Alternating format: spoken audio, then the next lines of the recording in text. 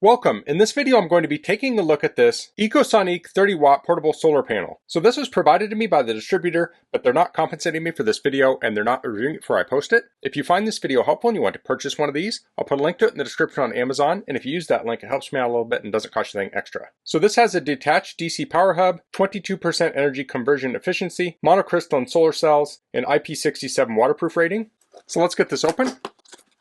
So here we have the panel. Here's the hub, cord, another cord, there's some carabiners, adapters, manual, and a storage pouch. Let's take a quick look at the manual. I'm not going to cover everything in here, but I'll try and cover key points. Now this does have the IP67 waterproof rating, but it says the DC power hub is not waterproof. Has a 1.5 meter cable. The DC power hub has different protections like overcurrent, overheating, and short circuit protection. So this shows the panels and the hubs. So the hub has 12 volt DC output, USB 5 volts at 2.4 amp output, and USB Type-C at 18 watts max output. This talks about using it. So you want to unfold it and put it in the sun. It says 2 ways to use: flat or 90 degrees to the sun. So you're going to get your best performance at 90 degrees to the sun. Then connect the DC power hub to the solar panel. Here are the specs. You can pause and read through those. And this talks about what's included. So this is the 30-watt model. So you can see there. And here are the pieces included. Of interest might be these adapters here if you need a certain adapter. You can see the sizes there. And then here we have some notes. It says the solar panels cannot store power. You need a power bank or generator to store power if you want to do that. This is not for car batteries. Now you want the solar panel in the sun, but you don't want your phone, tablet, or battery to be in the sun. So that's where the cord comes into play. You have the solar panel in the sun and use the extension cord to put the device you're charging in the shade. And speaking of shade, you want to make sure you don't have shade on the panels. That can severely affect the charging ability of the solar panels. And here we have a Q&A. The second one talks about why are you not getting the advertised amount of power. So there are many factors that can contribute to not getting full power. So there are many things like angle, atmospheric conditions, temperature that can keep you from getting the absolute full power out of the panels. And that's with every panel. So let's look at the parts here. Real quick, we have these power adapters of different sizes. And we have the two power cords here. This is 1.5 meters. This is 0.5 meter. This has 2 barrel jacks on it. And this is a extension cord. So you could plug this in like this and get an extra long cable. Then we have the little carabiners, and this is the hub. So the hub has a barrel jack on it, and we have the USB ports and the 12 volt out. So we also have the 12 volt out on the solar panel. So let's open this up. So here's the panel. Let me widen that out. So this folds closed, and you can see we have little rings on the corners, like so. Now one thing you may notice here is this does not have a kickstand on it like larger panels. I think the idea behind that is this is made more for portable use, so you could take this in a backpack, or maybe you're a cyclist and you have a pack on your cycle, and those types of things would add weight. So kickstands can be nice to help aim it, but they're not absolutely necessary because you can improvise by leaning it up against something. So the way this would connect up is we take the barrel jack and we could stick it in the hub there, and then we can plug things into here. We can also plug the extension cord in here, like so. And if we want to connect this up to a portable power station or something, we can plug in there, and we can use one of these adapters, like so.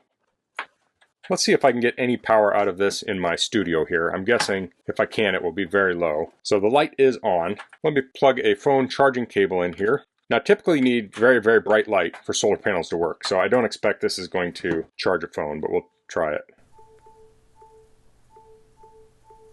So it's blinking quite a bit. It's trying, it's just not enough power, which is expected. So we'll take this outside to test it in the sun. So to hook this up to the phone, you just use a charging cable like I had. This is lightning, plug it in here, and we'll plug it into the hub. But we can also use something like a portable power bank. And this is a really nice way to do it. So maybe you're hiking during the day. You could have this back at camp with your solar panel plugged in here, charging up your power bank, and then in the evening you can use this to charge your phone. Now maybe you're hiking and carrying this with you. In that case, you might stop for lunch, set the panel out, and connect your phone to it to charge it. Of course, you can charge both at the same time if you have a power bank and your phone. There are 2 ports on here. Now this can also be used to charge a portable power station. So this one has 12 volt DC input, and there's 2 ways we can hook this up.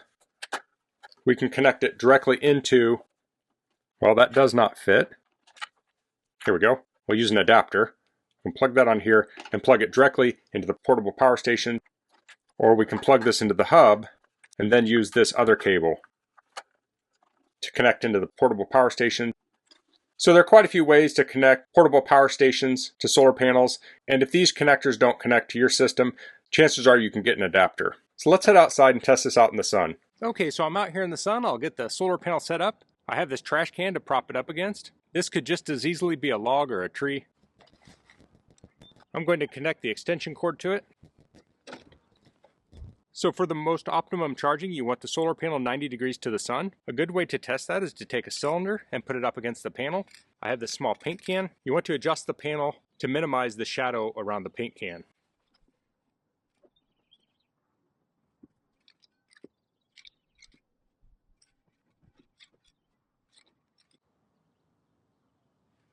So that's pretty close. It doesn't have to be perfect. It will work if you put it up against the ground. It just won't charge as fast. Now I'm going to plug in the hub. The light is on. Let's head around to the back side of this trash bin where we have some shade, and let's plug some things into this. Okay, so first I'll plug in this cell phone. I'll plug that in the USB-A port, and I'll plug it in the phone. And here it is charging. You can see that there. Now it's hard to tell what rate it's charging at. Let's try charging this power bank at the same time, and I do have a power meter I can plug into it. And to charge that, I'll use USB Type-C. Now it doesn't come with cables, you'll have to get your own. So this is currently at 23%. I'll plug in here. Now the one problem is this is really hard to see, but wow, that's really good. It's charging at about 25 watts, and that's while it's charging the phone. Let me unplug the phone. And now we're at 30 watts. Wow, that's pretty impressive. So we're currently charging at 18.6 volts and 1.67 amps, and it's right at 30 watts. So this is at 23%. I'm going to take my meter off. I'll plug in, get this charging again. So I'm going to leave this out here a little bit and we'll come back and check it. We're at 23% and it's currently about 140. So I don't know how long I'm going to leave this out, but we'll come check it later and see how much charge we got. Okay, so it's around 4:15 in the afternoon and I'm starting to lose some sun here while there's some shade.